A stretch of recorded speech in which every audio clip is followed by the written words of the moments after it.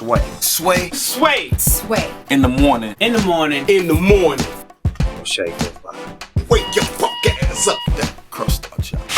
And from that, he became a legend, ladies and gentlemen. Oh, yes. Here with us today, the one and only Curtis Armstrong, a.k.a. Booger. From Revenge Hey, of the everybody. Nerds. Hey, man. Hey.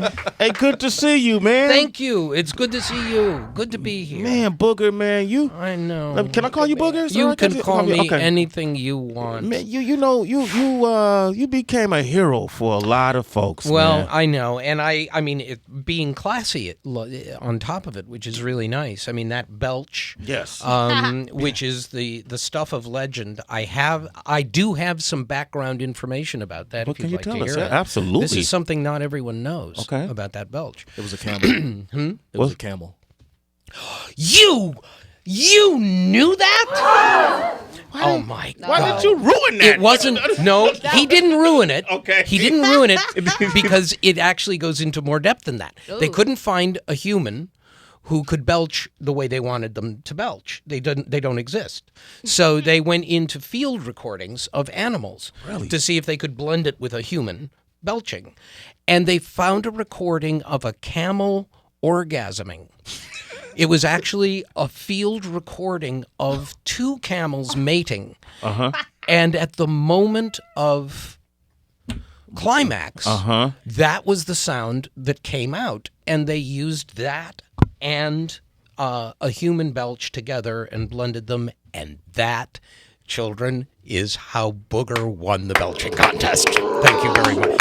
See? And the great thing is, every time you see that now, all you'll be able to think of is a camel orgasm. Yeah, camel busting nuts. That's right. I didn't even know camels busted nuts. Well, that's how you get other camels. So they have to do it eventually. Curtis Armstrong is here. You got the new book, and it's called Revenge of the Nerd. Or the singular adventures of the man who would be Booger. Yes, and I embrace it. People at that time, nobody embraced being a nerd. No, I know, cool. Right? Because what? It wasn't cool to be a nerd back then. Not at all. It was, in fact, none of us wanted to do it. I was with Bobby Carradine this weekend, and we were reminiscing about it and about how neither one of us wanted to do the movie because we hated the title so much. It sounded, Nerdy. Well, yeah, actually, that's exactly right. And I had been a nerd my whole life, but Bobby hadn't. The director of the movie didn't want to do it because he didn't like the title also. Wow. So we all came to love it over the shooting of the film, but it took us a while to warm up to it. You were a nerd your entire life? Oh, absolutely. I was born a nerd. How do you know you're born a nerd? Well, you didn't know by the word because I was born in 1953 in Detroit. And in Detroit, interesting thing, I'll give you some more. I'll bet you don't know this one. Okay. The word nerd as a definition of... Oh, no, this one. You do? Yeah. Okay.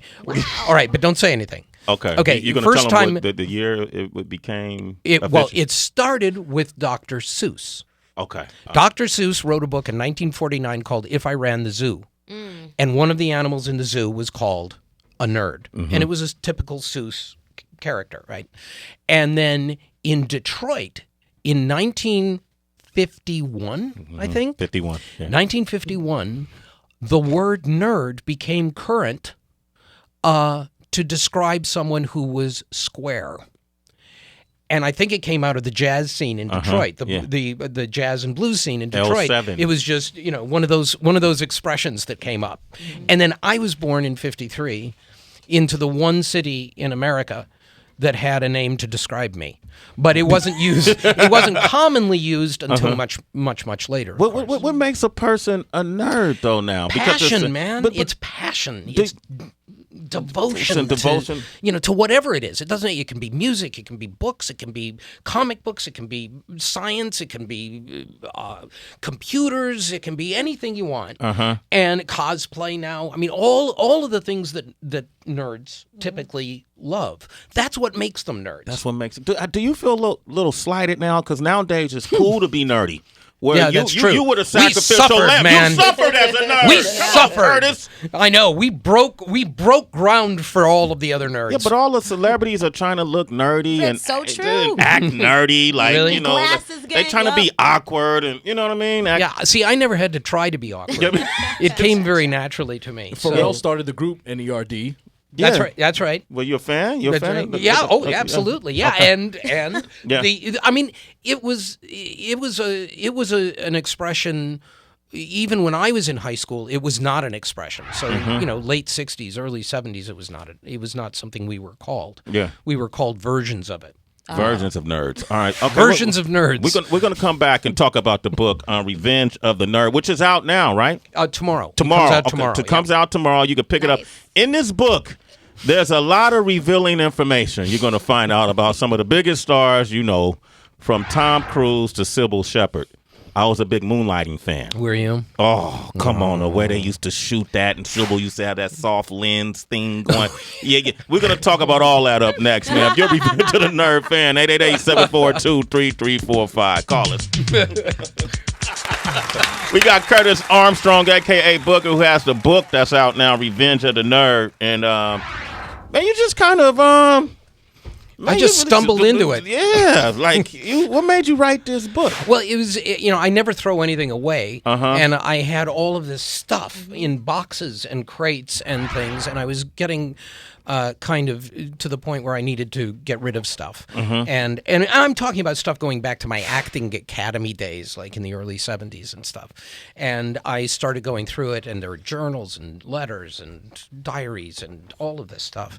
And I finally was going, I ought to write a book. I mean, I've got all of this stuff. And the movies like Nerds, like Risky Business, Better Off Dead, and Moonlighting, those things, they don't go away. I mean, they seem to be becoming more popular. Bro, I mean, they really are. Yeah. And people are interested. So I did. That's what he did. Curtis Armstrong. That's what I did.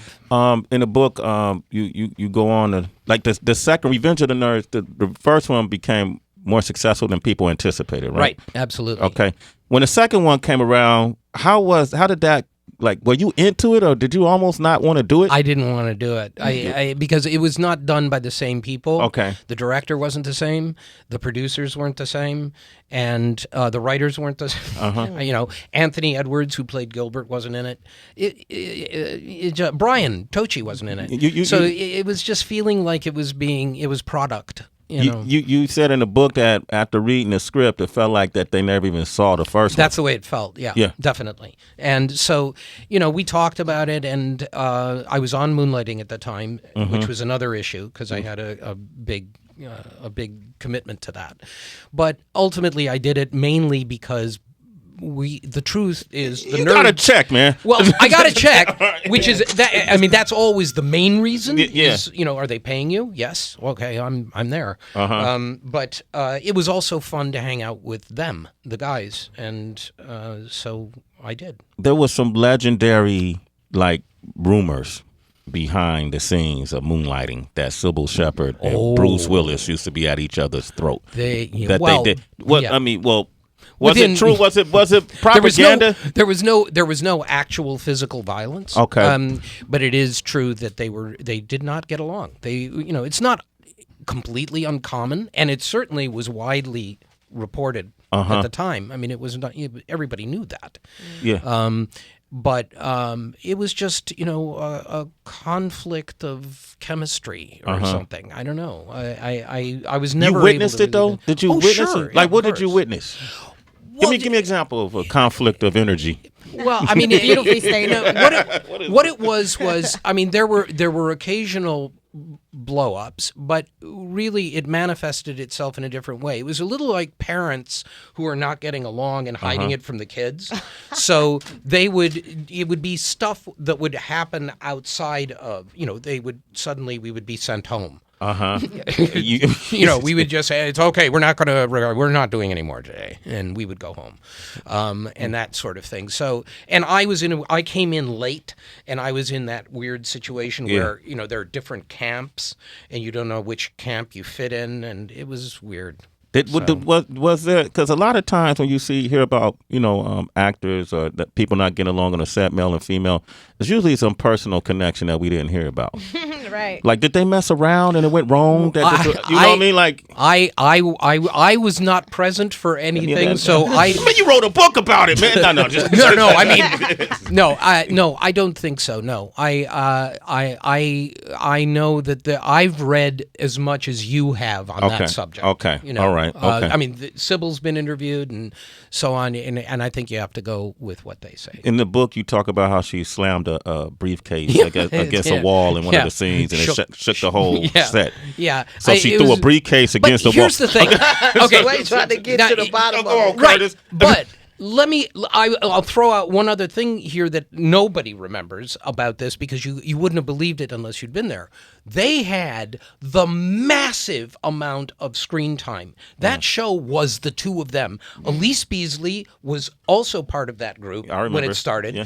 But the bulk of the action was those two people, and the scripts changed every day. You got new pages at 4 every morning delivered to your house. Memorizing was a nightmare. All of that stuff combines to the point where you would almost have to be a saint not to go after people. I mean, it was an environment conducive to friction. It was. Okay. And I was brought in partially as a means, and I go into this in the book, of relieving that. So Elise would have somebody to shoot scenes with. We would have our relationship. Bruce and Sybil would have theirs. Then they separated Bruce and Sybil.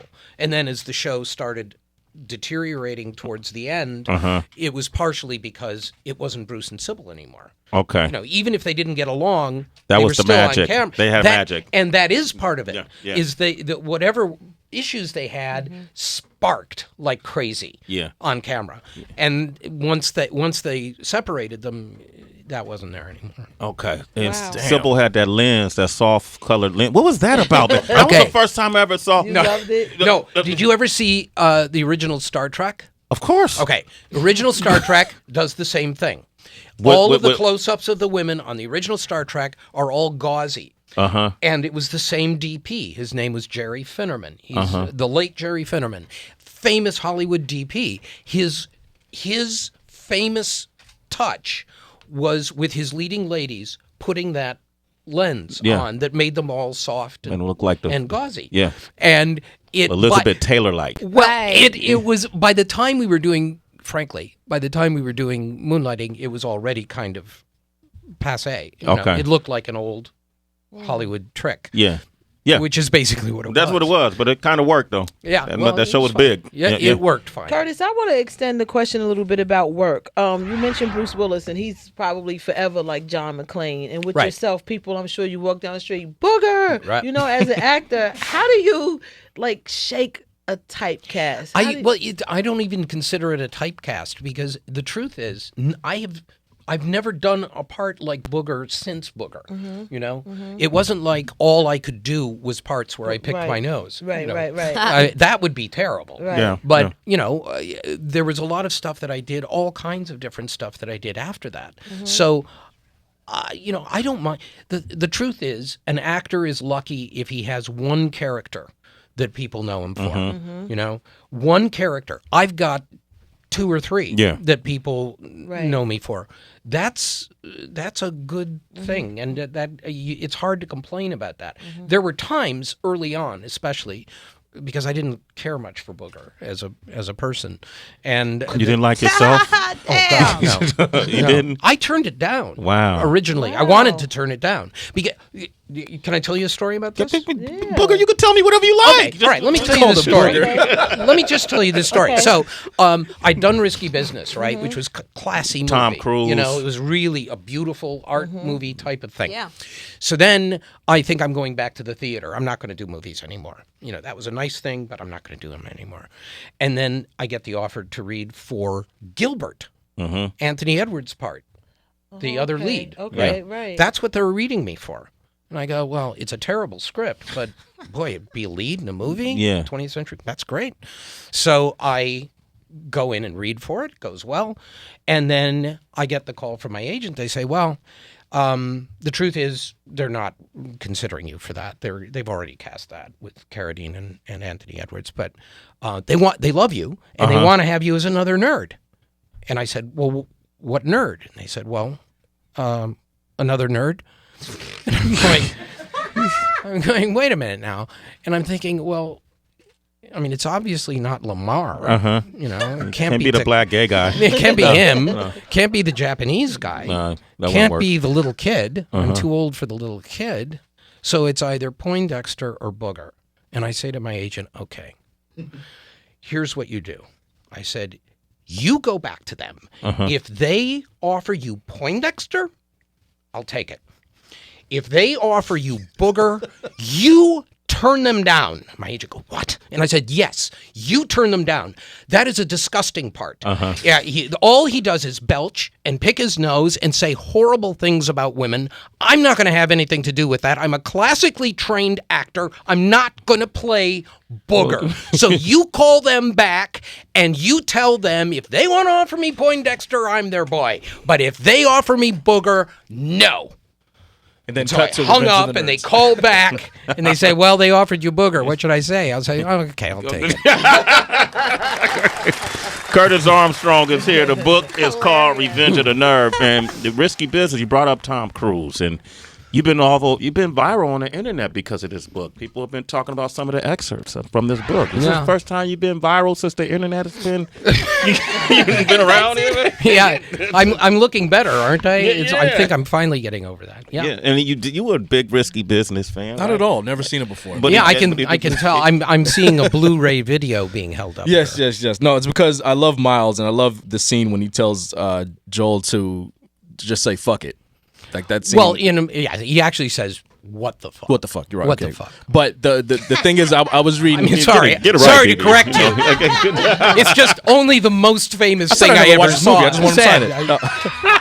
I should probably get it right. You want to deliver on that one, bro? Yeah. Okay. Can we come back? No. So I read that when you first got the call for the movie, that you kept even a little piece of scrap paper, right, with all the information, like how long it's going to shoot, how much you're going to pay, and things like that. And then fast forward to you're keeping a journal while you're doing the movie of all the crazy shit that's happening. I mean, Tom with these girls lining up outside his room. Yeah, you can't just walk by that. Like Tom Cruise had a line of girls outside of his dressing room. He was waiting to do what? Wait a minute. He was 19, and extremely attractive. And, I was not. I was old. I was 28 when I made that movie. So for me, I was like the old man. But everybody else in the movie, they were in their teens or 20s and so on. So it was that's what happens in the 80s when you're on a movie set. But it's just crazy reading how much was going on behind the scenes. I mean, you had Rebecca dating Harry Dean Stanton, and then Tom Cruise wanting to hook up with her at the same time. Ooh. You had Sean Penn coming to the set and like kind of hanging out and doing cameos and things like that. But I mean, this is he was in town too. He was doing Bad Boys, right. And I think it kind of it molds your view. Now that I watch this movie again, I'm going to think about everything that you said about in this book. But here's the thing: is what's funny about it is that I kept this journal, as I say, because it was a very detailed journal, and I never kept one that detailed again. The reason I kept it was because, again, I thought I was a theater actor. I'd gotten this movie. I thought it was a fluke. I didn't think I would ever do another movie.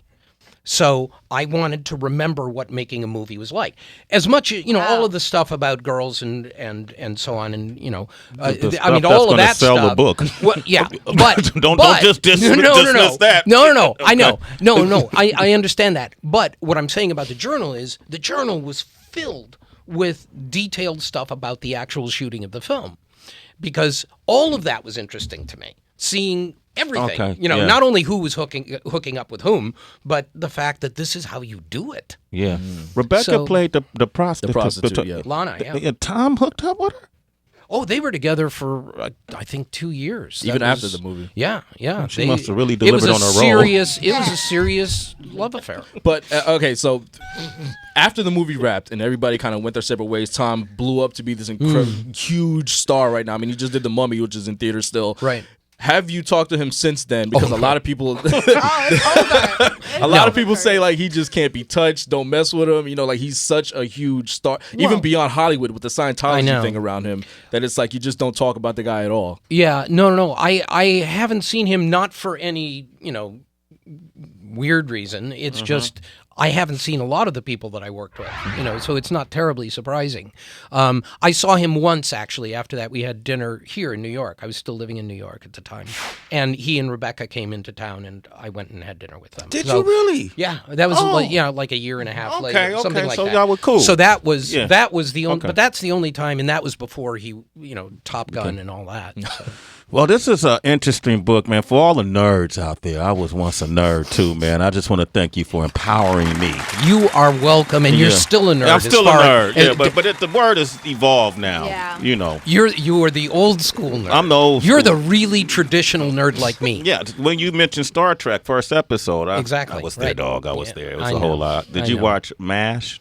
Of course I did. Okay, yeah. All the nerds watch MASH. Of course I watch. Real MASH. quick, man. When you got married to your lovely wife, Yes, Elaine. and this is for anybody who wants to get married, and if you really want a guideline on how to propose to your wife.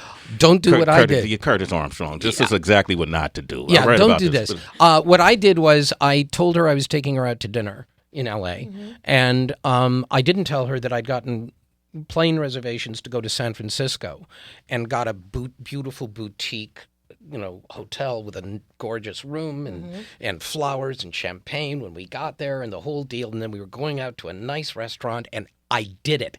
I packed secretly enough clothes of hers to get through the weekend. Everything, hairbrush, makeup, the whole deal. Over a week, I would steal stuff and put them in a suitcase. And then we fly there, we have dinner, and I get to the point where we're at the dinner table, and I realize with all of this planning, I had forgotten to figure out how I was going to propose. And I then just said, what